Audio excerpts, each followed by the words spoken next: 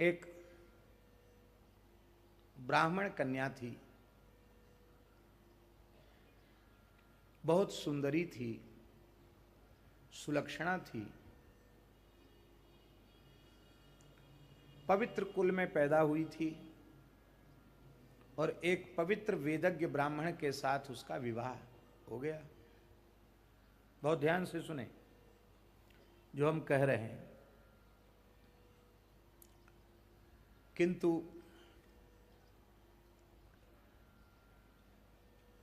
उस तपोधन सदाचारी पवित्र वेदज्ञ ब्राह्मण के प्रति जिस प्रकार से पातिव्रत धर्म का निर्वाह उसे करना चाहिए था वो नहीं कर सकी और उसका रूप ही उसके पतन का कारण बन गया।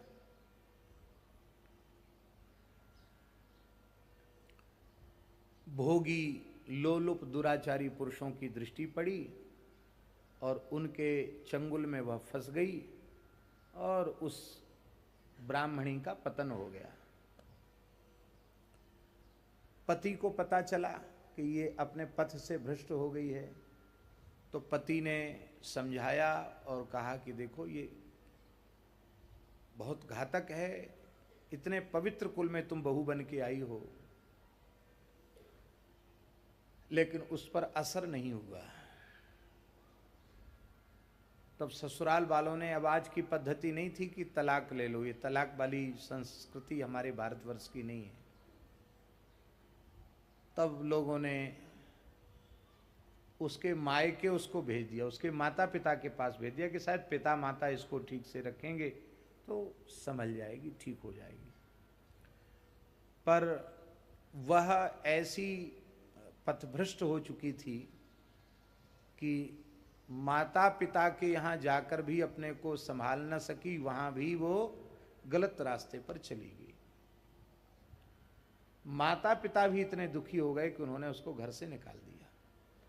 अब ससुराल से तो पहले मायके में आ गई और मायके से माता पिता ने उसको रखा नहीं। बोले हमारे कुल में दाग लगता है और तू विवाहिता है और इस तरह से तेरे आचरण ठीक नहीं है। उन्होंने घर से निकाल दिया। घर से निकाल दिया तो अब तो पूरी तरह वह वेश्या के समान आचरण करने वाली हो गई। बुढ़ापा तो सबके ऊपर आता है, उसके ऊपर बुढ़ापा आ गया, रोग आ गए, वृद्धावस्था आ गई। अब कहाँ जाए बेचारी। जवानी में पूछने वाले बहुत थे, बुढ़ापे में कौन पूछे। उसी क्षेत्र की एक वेश्या थी जो उससे इसकी मैत्री हो गई थी और वो भी वेश्या कर्म में ही एक प्रकार से लग गई थी। वो वेश्या वृद्ध हो गई, उसको भी कोई आश्रय था नहीं, कोई पूछने वाला नहीं था, धन उसके पास बहुत था। तो ये ब्राह्मणी को और कहीं कोई ठौर ठिकाना मिला नहीं, उस वेश्या के घर में ही जाके रहने लगी।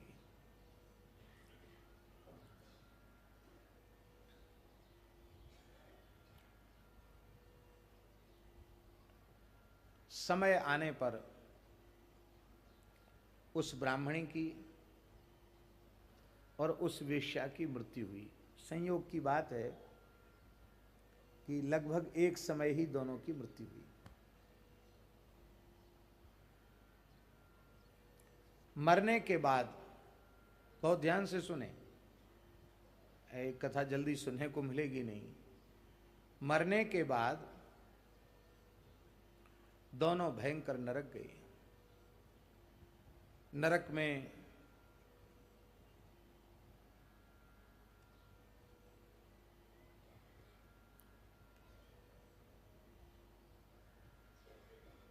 यमराज ने देखा, बड़ा विचित्र वर्णन है नरक का और यमराज के स्वरूप का। यमराज ने क्रोध में भरकर लाल लाल अंगार के जैसे नेत्रों से गरजते हुए कहा कि इन पापनियों का खाता खोलो, इनका बताओ हिसाब किताब। तो चित्रगुप्त जी ने उनका खाता खोला। बोले महाराज इनके पापों की तो कोई गणना है ही नहीं, कोई गणना इनके पापों की नहीं।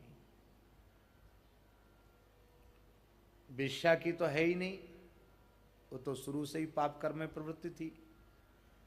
इस ब्राह्मणी के भी पापों की कोई सीमा नहीं रही। तो पाप तो इनके इतने हैं कि इनको बहुत लंबे समय तक नरक भोग कर भी इनके पाप पूरे कटेंगे नहीं, इतना भयंकर पाप इनके ऊपर चढ़े हुए हैं। लेकिन कुछ पुण्य इनसे बन गया है, वो भी ऐसे ही बन गया, सहज बन गया, पुण्य बन गया। क्या पुण्य बना? तो बोले इस ब्राह्मणी से पुण्य तो ये बना, ब्राह्मणी जो है कि ये बचपन में बच्चियों के साथ खेल रही थी।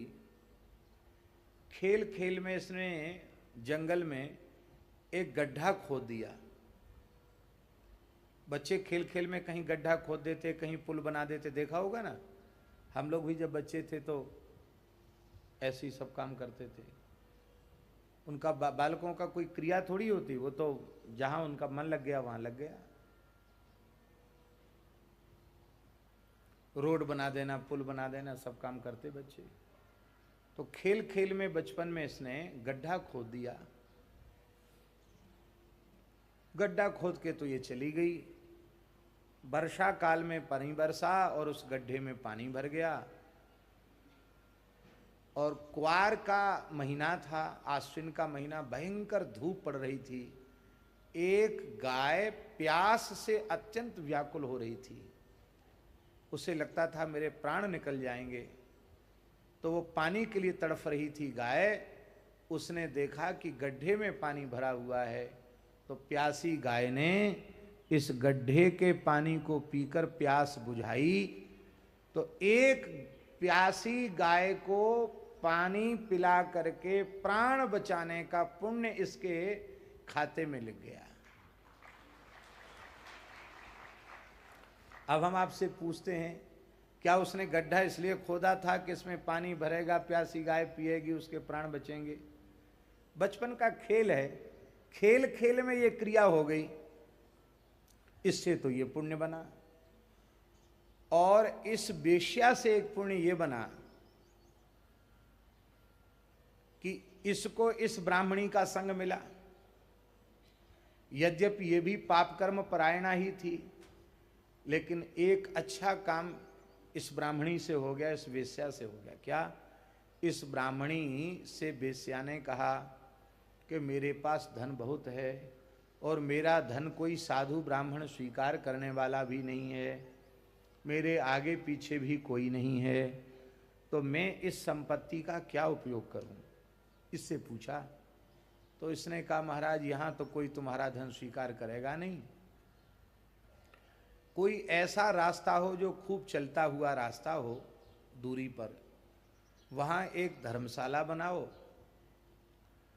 कुआं बनवाओ, पानी की व्यवस्था करो, और आए गया जो भी राहगीर हो, भूखा प्यासा मनुष्य, उसको वहाँ निःशुल्क निवास की सुविधा मिले, और प्यास लगी हो तो पानी पिए, विश्राम करना हो विश्राम करे, और भोजन उसको मिले।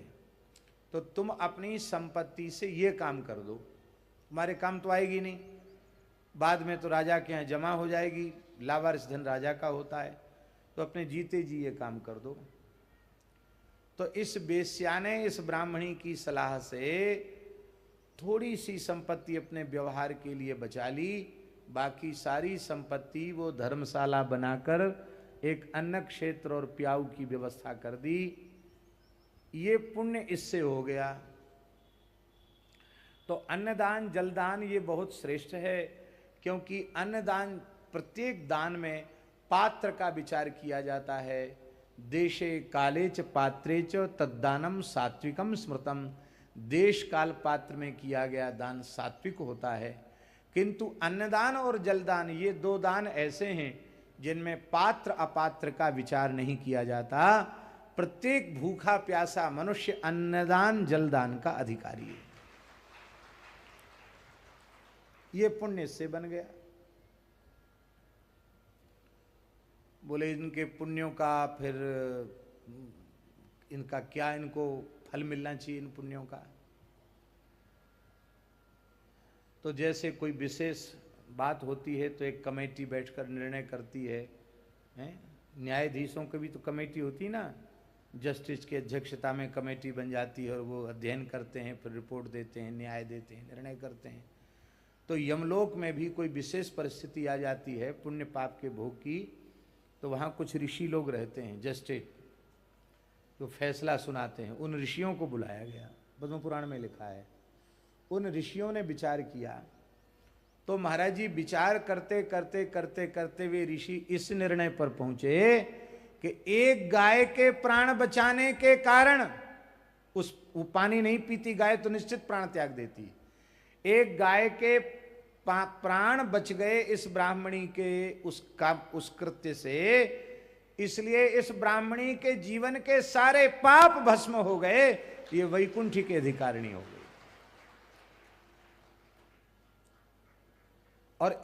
और दूसरा पुण्य इस ब्राह्मणी को यह मिला कि इसने एक अच्छे काम की प्रेरणा दी। दो पुण्य इसके हो गए, एक तो अनजाने में हो गया और ये दूसरा काम भी इसने प्रेरणा दी। तो पुण्य कर्म करना, दान पुण्य करना अथवा दान पुण्य की प्रेरणा देना, ये समान पुण्य है। तो भले ही इसने एक पैसा दान नहीं किया, लेकिन इसने प्रेरणा दी दान की। ये दो पुण्य तो इसके खाते में लिख गए। और मनुष्य मर भले ही जाए पर धन के प्रति ममता का त्याग नहीं कर पाता है। इस वेश्या ने अपने धन की ममता का त्याग करके उसको परमार्थ में लगाया, इसलिए इस वेश्या के भी सारे पाप नष्ट हो गए।